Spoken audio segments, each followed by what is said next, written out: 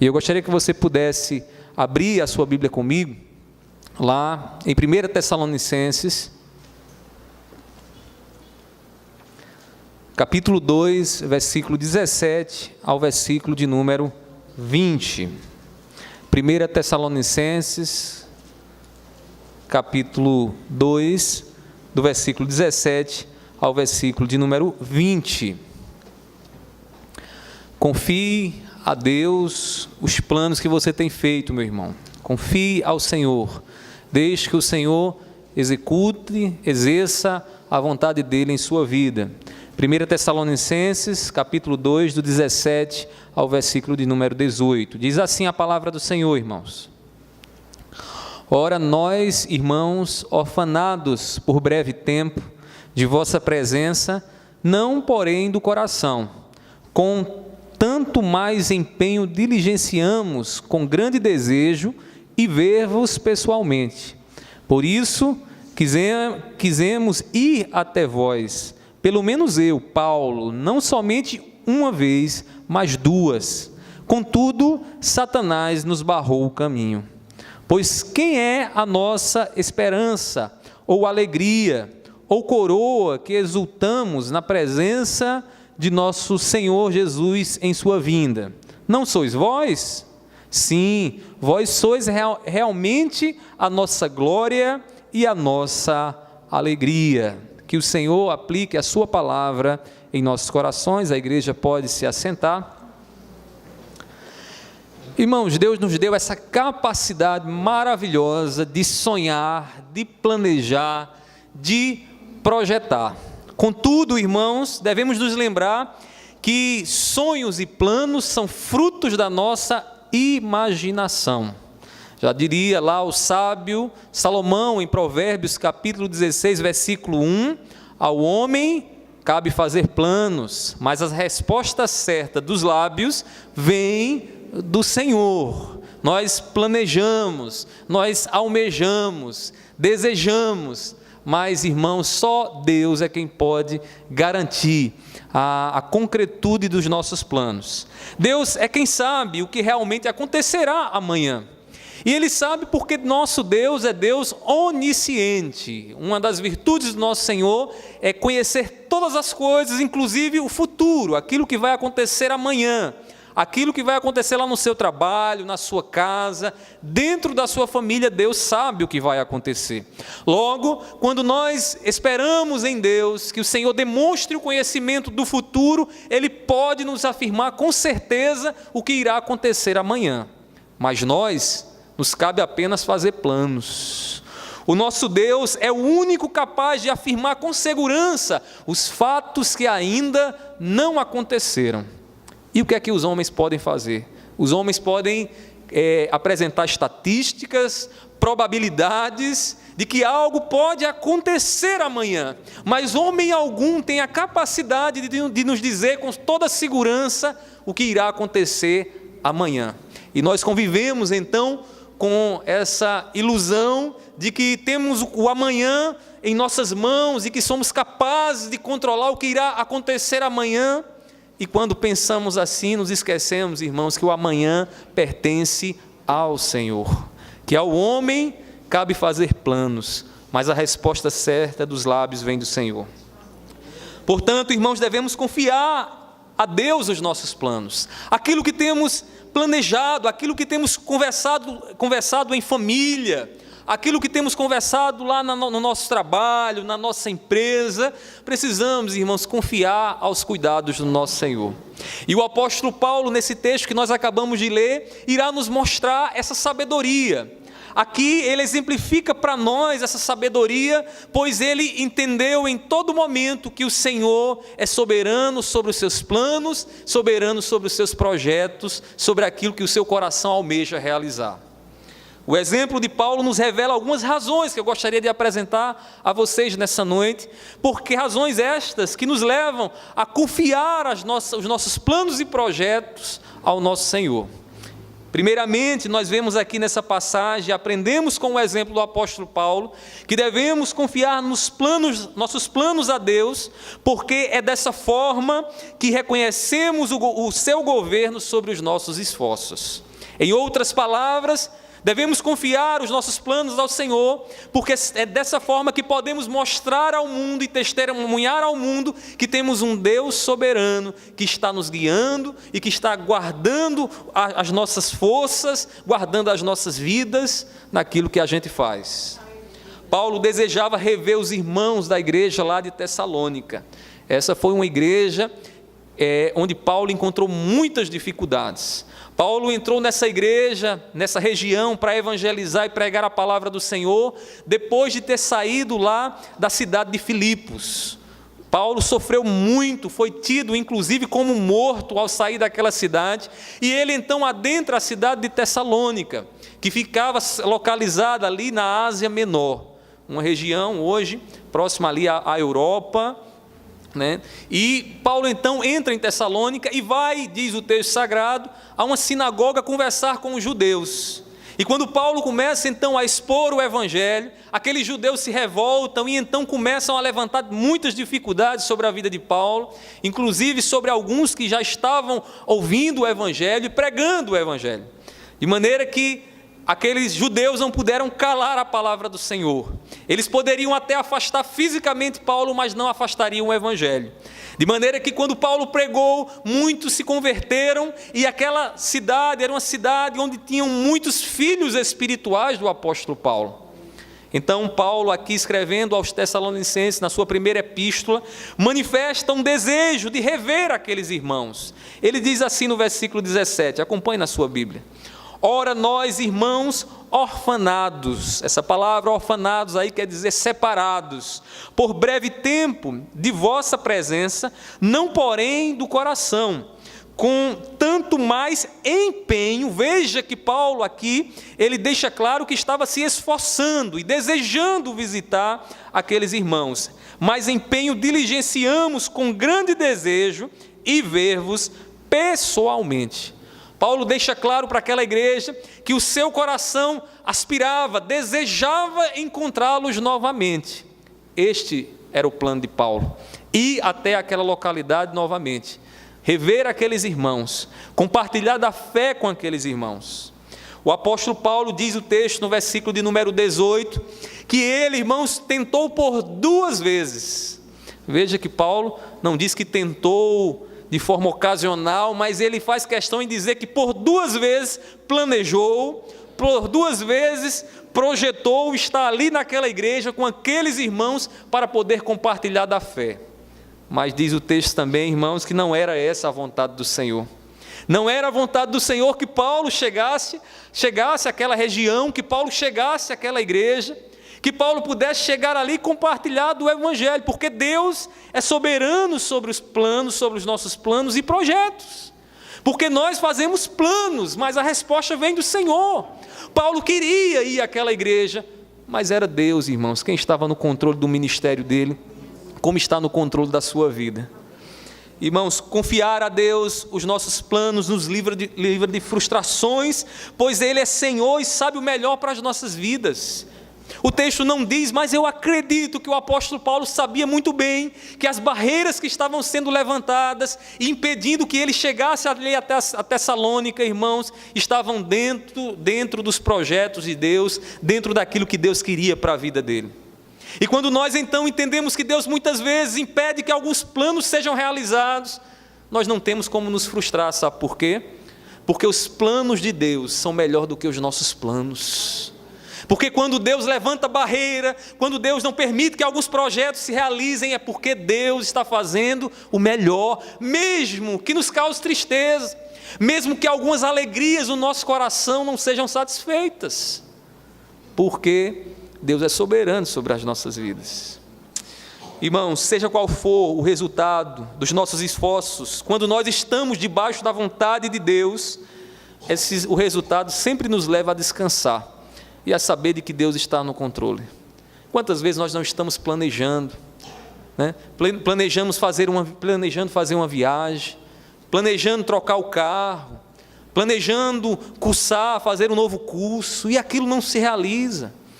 E às vezes a frustração nos chega porque nós começamos a olhar para os nossos esforços e cair na ilusão de que a vida está totalmente nas nossas mãos e então não aconteceu, a culpa é minha, e vem logo a frustração. Quando nós então mudamos a nossa perspectiva e vemos o que está acontecendo em nossas vidas pela perspectiva de Deus, irmãos, a frustração, irmãos, não nos apavora mais. Sabe por quê? Porque se Deus fez ou não fez, Ele fez sempre o melhor, porque o nosso Deus é bondoso. E Paulo sabia muito bem disso, era o desejo dele ir a Tessalônica, rever aqueles irmãos, mas Deus, irmãos, permitiu que Satanás barrasse a chegada de Paulo até aquela região. Você tem deixado os teus projetos sob os cuidados de Deus? Talvez você chegou aqui nessa noite meio frustradão da vida, meio frustrada porque não aconteceu como você imaginava. Entenda que Deus é Senhor sobre os teus projetos, que Deus é Senhor sobre a tua vida, que você pode planejar e deve planejar, que você deve ter a esperança no futuro de que as coisas vão melhorar e que vai dar tudo certo, mas no final não deixe de ver e não deixe de crer que Deus é soberano sobre os teus planos e sobre os teus projetos. Em qualquer resultado, você tem compreendido a boa vontade de Deus.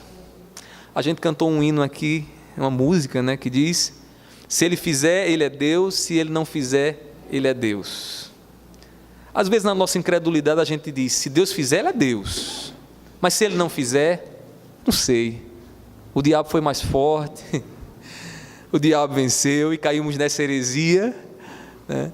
Porque a vida, segundo as Escrituras, não é vista assim. Deus é soberano sobre todas as coisas, até sobre os males que nos acontecem, o Senhor é soberano, é Ele quem está diante da sua vida e da minha vida, e nós precisamos confiar, descansar, irmãos, porque Ele está no nosso barco, nós não estamos só, entenda isso, você não está só, nós não estamos sós. Reconheça o governo de Deus sobre os teus esforços e os teus planos jamais serão frustrados, amém? Então, repreenda essa frustração, repreenda essa tristeza, comece a ver o que Deus está fazendo na sua vida, e não te permitir algumas coisas que você tem planejado. Veja que Deus está cuidando de você, e se você não consegue enxergar pela fé o que Ele está fazendo agora, aguarde um tempinho, porque, irmãos, nada melhor do que o tempo para nos fazer olhar para trás e ver como Deus, em todos os momentos, irmãos, estava a zelar pela nossa vida, a nos levar nos braços, enquanto nós achávamos até que Ele havia nos abandonado. Quantas vezes não estamos assim, né, irmãos? Quantas vezes? Em segundo lugar, devemos confiar os nossos planos a Deus, porque assim compreenderemos as investidas malignas em nossas vidas. A palavra do Senhor diz que o diabo vive ao nosso derredor, buscando uma brecha, como um leão faminto, desejoso para nos devorar. O diabo vive a todo instante a rodear, a tentar nessa noite arrebatar de você essa palavra, para que o teu coração fique aí temeroso, medroso, e ache que não vai dar certo, que Deus te abandonou, e que melhor é você se esforçar sozinho, sem Deus, para realizar o que você tem para fazer. O diabo vive buscando uma brecha, para tirar a palavra de você e para te fazer triste, para te afastar do Senhor. Paulo, então, depois de dizer àqueles irmãos que tentou por 2 vezes visitá-los, ele então atribui, veja aí o que diz o versículo de número 18, ele atribui a quem? A Satanás. O empecilho estava em Satanás. Ele diz assim, versículo 18: por isso quisemos ir até vós, pelo menos eu, Paulo, não somente uma vez, mas 2. Contudo, Satanás nos barrou o caminho. A palavra aqui, Satanás, é um título dado ao diabo. Essa palavra significa, entre os seus significados, né, o acusador, o caluniador. É possível que o apóstolo Paulo estivesse sofrendo dificuldades com pessoas com línguas ferinas que estavam dificultando ele chegar, ele sair de onde estava até a Tessalônica. Então ele diz: Satanás é quem tem barrado, Satanás é quem tem sido um empecilho para que eu chegue até vocês. O que é que Paulo, qual é a visão que Paulo está tendo, irmãos? Uma visão espiritual. Paulo está enxergando aqui, irmãos, a maneira como o diabo tem atuado, e Deus tem permitido que o diabo atuasse sobre a sua vida, causando impedimento para que os seus projetos não pudessem ser realizados, para que o seu plano não pudesse ser realizado. É o próprio diabo, irmãos, quem dificulta os nossos planos, especialmente quando estes servem para o fortalecimento da igreja. Nós não podemos esquecer que o apóstolo Paulo, ao encontrar-se com aquela igreja, certamente iria dar àquela igreja fortalecimento. E Satanás estava ali criando obstáculos, criando dificuldades. Deus é soberano sobre o diabo. Você crê nisso? Diga amém. Um dia desse, uma pessoa estava meio aperreada aqui, né? Não sei se era, acho que não era da nossa igreja, não. Disse: eu não compreendo como é que esse pastor diz que o diabo serve a Deus, que o diabo também está sob os cuidados de Deus. Irmãos, a palavra do Senhor, em momento algum, nos diz que o diabo é independente e pode fazer o que ele bem entender. E o diabo não pode agir dessa forma. Lembre da história de Jó? Lembre que quando Jó foi ser provado, irmãos, o diabo não foi lá diretamente a Jó. O diabo primeiro passa por Deus. E Deus então permite que o diabo vá até Jó provar a vida de Jó, porque o diabo não age independente, e também não agiu independente com relação aos projetos e planos de Paulo, e não age independente em relação aos seus planos, aquilo que você tem planejado. Não pense que se o diabo tem levantado, e você sabe que é uma ingerência maligna, uma ingerência do mal, não pense que ele está agindo independente, como se ele fosse dono do próprio nariz. Ele não é dono do próprio nariz. Irmãos, Satanás nunca age independente da vontade de Deus, e quando nós afirmamos a soberania de Deus, afirmamos também o governo de Deus sobre o diabo. E se você tem percebido os obstáculos que o diabo tem levantado na sua vida, as dificuldades que ele tem levantado, saiba que antes do diabo, quem está no controle da tua vida e de todas as circunstâncias que você tem passado, é Deus, é Deus. Se o diabo fosse tão independente como alguns, por negligência à palavra, ao estudo da palavra, ou por indolência à boa doutrina, né? Alguns pensam, né? Nós não pensamos assim. Se fosse possível o diabo independente, sabe o que aconteceria, irmãos? Como é que Deus poderia garantir as promessas dele? Como é que Deus poderia garantir as promessas dele se o diabo pudesse agir independentemente e desfazer o que Deus está fazendo? Paulo projetou, o diabo levanta um obstáculo e Paulo diz: é o diabo. Mas ele sabia muito bem que tudo coopera para o bem daqueles que foram chamados por Deus. Ele sabia muito bem como ele podia lembrar da história de José do Egito, onde José planeja o mal, onde o diabo estava ali sobre a vida dos irmãos de José, mas no final José diz: o mal que vocês intentaram contra mim, Deus o tornou em bem. Sabe por quê, irmãos? Porque Deus é soberano, porque Deus governa a sua vida, porque o diabo, quando ele se levanta, irmãos, Deus tem um propósito muito bem definido na história para ele. O diabo, como alguém já disse, de forma figurada, é como um leão, um cachorro bravo com uma corrente longa. Às vezes nós temos a sensação de que ele está meio solto, está operando como ele bem entende, irmãos, mas o Senhor está no controle dele. Ele não está livre, ele está acorrentado, aleluia. E vai chegar o dia que ele vai ganhar o que ele merece, o juízo de Deus. Paulo sabia muito bem disso. Como você tem visto as investidas diabólicas em teu ministério, em tua família, em teus relacionamentos? Ou será que você não tem visto isso? Ou será que você tem trazido a responsabilidade só para si mesmo? Quando o diabo está levantando pessoas, está usando pessoas para dizer coisas a você, para machucar você, para lhe distanciar de Deus, para lhe colocar num freezer espiritual, congelando assim a sua fé. Irmãos, não foque no diabo a tua atenção, mas na vontade daquele que é Senhor sobre o diabo. Não fique olhando, o diabo, e quando você vê que é ele, não fique, é o diabo, é o diabo, é o diabo. Comece a olhar, Senhor, Tu és Senhor sobre o diabo. E se Tu estás permitindo essas ingerências malignas, Senhor, eu sei que Tu tem algo para fazer. Eu sei que Tu tem algo para fazer. Então, me faz enxergar pela fé o que Tu tens para fazer. Irmãos, isso é abrir os olhos espirituais. Deus pode fazer a maldade do diabo concorrer para o nosso bem. E aquilo que estão tramando contra você, e aquilo que estão planejando contra você, no final das contas você vai perceber que nos planos de Deus era o melhor para você. Pastor, e é assim? Ah, é. Lembra o nosso Senhor Jesus Cristo? Irmãos, quem poderia olhar para Jesus levando aquela cruz em direção ao seu Calvário, ao Calvário ali, e dizer que ali havia alguma coisa de boa? Irmãos, a frustração daqueles discípulos ainda carnais era tão grande que eles, ao olharem Jesus levando a sua cruz, alguns disseram, pronto, acabou aqui a caminhada com o Mestre. Alguns ficaram até atemorizados, que viam que o projeto estava fracassando, que negaram a ele, como foi o caso de Pedro. E alguns abandonaram, outros ficaram à distância, só observando o que estava acontecendo. Porque, irmãos, ali Deus estava realizando o plano dele. E olhar para Jesus sofrendo na cruz, irmãos, não é nada agradável. É ver o nosso Mestre apanhando, sendo escarnecido, zombado. Mas, irmãos, depois que Jesus diz, Deus meu, por que me desamparaste? E ele diz então, está consumado.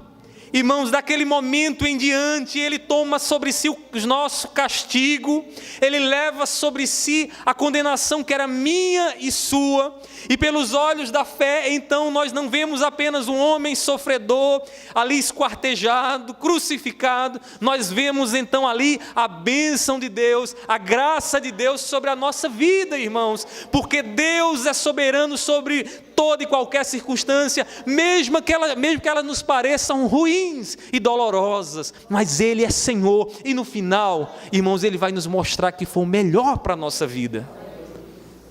Hoje podemos cantar ao Senhor e dizer, Senhor, Tu és Senhor da minha vida, Tu és o Deus que me salvaste, Tu és o Deus que me amaste.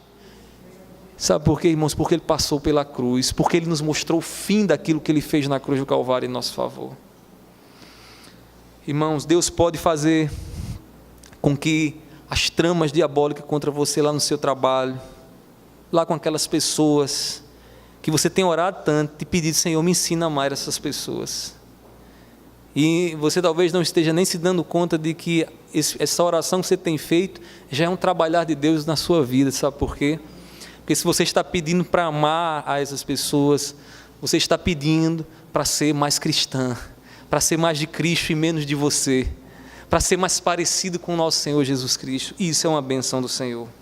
Se os nossos planos estiverem nas mãos de Deus, compreenderemos que até os empecilhos, eles resultam em nosso bem, como foi José, eu já citei para vocês lá naquela cisterna.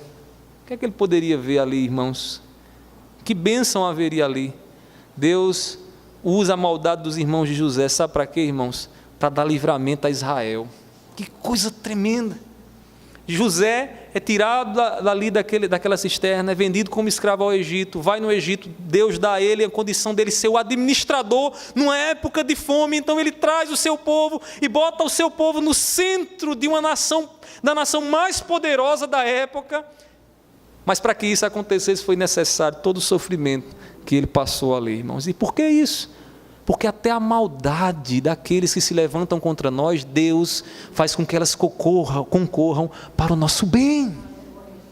Paulo sabia, irmãos, que aquela barreira que o diabo tinha levantado para que ele não chegasse até Tessalônica, irmãos, fazia parte dos planos de Deus, dos projetos de Deus. E nós precisamos entender também nos planos que nós temos realizado. Porque temos perdido noite de sonos, ficamos rolando da noite de um lado para o outro, porque acreditamos que somos senhores, e só nós senhores dos nossos projetos. Em terceiro e último lugar, devemos confiar nossos planos a Deus, porque dessa forma testemunhamos que a vontade de Deus é melhor do que as nossas alegrias. Pastor, como assim melhor do que as minhas alegrias? Deixa eu lhe dizer uma coisa, tem coisas, a vontade de Deus vai lhe permitir passar por algumas dificuldades, que certamente você não vai rir, sorrir, se alegrar e dizer: oh, que maravilha. Paulo, escrevendo a Timóteo, ele diz bem assim: todos aqueles que desejam viver piedosamente, certamente serão perseguidos. Você sabe o que é viver piedosamente? É viver para Deus. Todos aqueles que decidem consagrar sua vida para o Senhor sofrerão perseguição, é inevitável. Mas Jesus diz também: bem-aventurados são aqueles que são perseguidos por minha causa, e para esses há galardão. Perseguiram os profetas como perseguiram você também, quiseram matar os profetas como querem matar você também, mas sabe que o teu galardão também será o mesmo galardão dos profetas. Quem decide viver para Deus, irmãos, vai ter que encarar o custo da cruz, que Jesus não escondeu. Ele disse: se quiser vir após mim, negue-se a si mesmo, tome a sua cruz e siga-me. Ele não escondeu. Se você quer seguir a Jesus, você precisa estar preparado para colocar a vontade de Deus acima das tuas alegrias. Você está preparado para isso? O apóstolo Paulo, irmão, estava. O apóstolo Paulo era um homem consagrado. E o que é que ele queria com os Tessalonicenses, irmãos? Rever aqueles que eram filhos espirituais dele. Veja o que ele diz no finalzinho do versículo 19 e 20. Ele diz assim, no finalzinho da passagem: pois quem é a nossa esperança, ou alegria, ou coroa em que exultamos na presença do nosso Senhor Jesus em sua vinda? Não sois vós? Sim, vós sois realmente a nossa glória e a nossa alegria. Paulo vê aquela igreja, irmãos, como uma oportunidade para que o seu coração pudesse se alegrar. Ele vê ali um reencontro com aqueles irmãos, um momento de se sentarem para se alimentar, de se sentarem para orar juntos, para alegrar-se com os feitos do Senhor.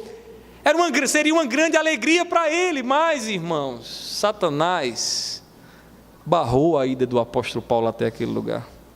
Essa alegria foi uma alegria que ficou apenas nos projetos do apóstolo Paulo, como talvez esteja sendo a sua alegria, que só ficou nos projetos, não se realizaram.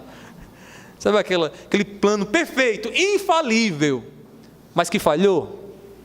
Aquele plano que você ficou dias sem dormir, porque você não estava vendo a hora que aquilo acontecesse, ou como vai ser bom e tal, e de repente não aconteceu.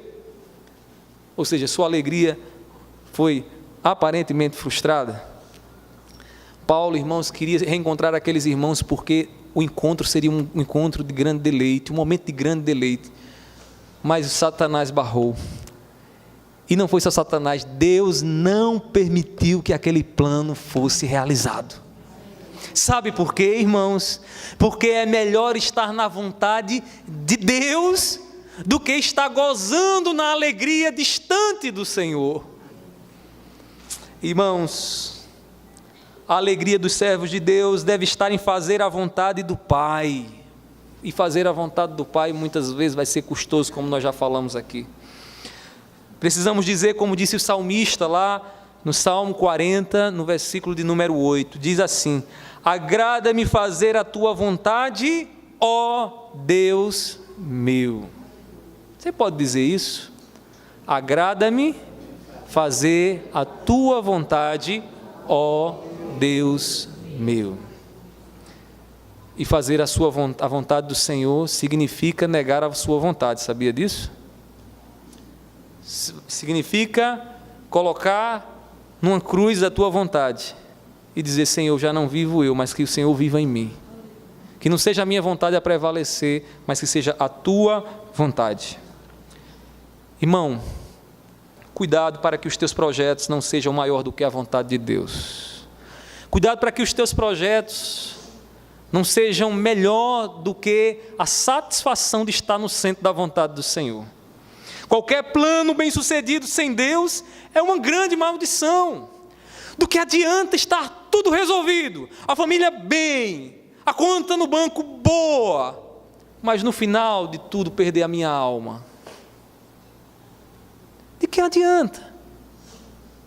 Estar rodeado de amigos, ser popular, ter muitos seguidores nas redes sociais, e no final de tudo, você percebeu que trabalhou em vão, porque nada te serviu, nada te serviu.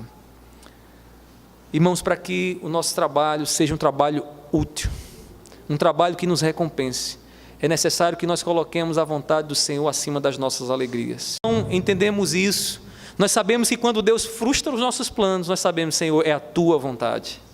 Que quando Deus coloca obstáculos, a gente compreende, Senhor, é a Tua vontade. E na Tua vontade meu coração se alegra. E na Tua vontade eu sei que o fim é o melhor para a minha vida. Alguém já disse que a vida cristã, e numa ilustração muito interessante, é como obra de tapeçaria. Você já viu aqueles tapeceiros fazendo bordado? Normalmente a obra ela é feita ao contrário, né? Então você só vê aqueles fiapos, aquele emaranhado de cores ali, e se você olhar, enquanto está sendo processado ali a borda, então você olha e diz, rapaz, isso aqui não tem nada de bonito. Mas então, quando você pega a obra e olha pelo o ângulo correto, você percebe que delicadeza, que coisa linda, que obra perfeita. Irmãos, no final de tudo, Deus vai fazer assim, para você enxergar pela perspectiva correta, aquilo que hoje você tem julgado como uma grande frustração na sua vida. Escute o que Deus está dizendo. Deus vai virar. E quando Ele virar, você vai dizer, Senhor, como é perfeita a Tua obra. Eu, na época de seminário, a gente está encerrando, eu pensei em desistir do seminário, por uma situação muito difícil que eu passei. Graças a Deus, o meu pastor na época me deu acompanhamento, a minha família também. Pensei em jogar tudo para o alto e dizer, eu não quero mais seguir esse caminho. Mas como eu não sou Senhor da minha vida, não sou Senhor dos meus caminhos, é o Senhor, Deus interviu e graças a Deus deu tudo certo. Irmãos, foi muito difícil, foram anos de dores e de questionamentos ao Senhor. Senhor, por que aquilo teve que acontecer comigo? Por que tamanha dor sobre mim? Irmãos, depois que passou tudo aquilo, e hoje, quando eu olho para trás e vejo o que Deus fez na minha vida, a família que Ele me deu, a esposa que Ele me deu, os filhos que Ele me deu, irmãos, eu olho para trás e consigo enxergar a obra do tapeceiro pelo ângulo certo. E eu digo, Senhor, Teus planos são perfeitos. Porque se tivesse os Teus planos sido feitos como eu queria, como eu planejava, eu não sei qual seria o meu fim. Mas eu te louvo, Senhor, porque Tu me livraste dos meus planos. Porque Tu frustraste no momento correto o que deveria ser frustrado. E você precisa entender isso, meu irmão, que Deus vai frustrar alguns dos seus planos, para que você possa compreender a vontade dEle e se satisfazer na vontade dEle. Agora não fique apavorado, sabe por quê? Porque no final de tudo você vai ver a obra pela perspectiva correta. E você vai dizer, Senhor, Tu és sábio. Senhor, Tu és justo, Senhor, Tu és Deus maravilhoso, as Tuas obras são boas, tudo que Tu fazes é bom, mesmo que me doa agora, mas tudo que Tu fazes é bom, Senhor. Amém, igreja? Amém. Os nossos planos devem ser primeiramente os planos de Deus, e Paulo sabia muito bem disso. É por isso que Paulo só escreve àquela igreja, dizendo, irmãos, eu tentei visitar vocês, para me alegrar com vocês, mas Satanás frustrou, barrou, e Deus ali soberanamente estava permitindo que isso acontecesse. Ele, irmãos, Deus é Senhor sobre aquilo que sonhamos e planejamos, portanto, alegremo-nos na sua boa vontade esta que frustra e ao mesmo tempo dá bom êxito àquilo que planejamos. Pastor, como assim frustra e dá bom êxito? Frustra porque a nossa vontade não prevalece, prevalece a vontade do Senhor, e a vontade do Senhor é sempre boa, agradável e perfeita. É na vontade dEle que eu e você precisamos nos alegrar. É na vontade de Deus que você precisa encontrar a tua alegria. E deixe de confiar nos seus projetos. projete, não deixe de projetar não, porque Deus te deu a capacidade para isso. Mas antes de confiar na capacidade que você tem para executar o que você tem projetado, confie na vontade do Senhor. E no final você vai poder cantar como a gente cantou aqui nessa noite, dizer: Senhor, se tu fizeres, tu é Deus, e se tu não fizeres, tu também é Deus, porque tu és bom em tudo que faz. Você crê nisso? Ore nesse momento, curva sua cabeça.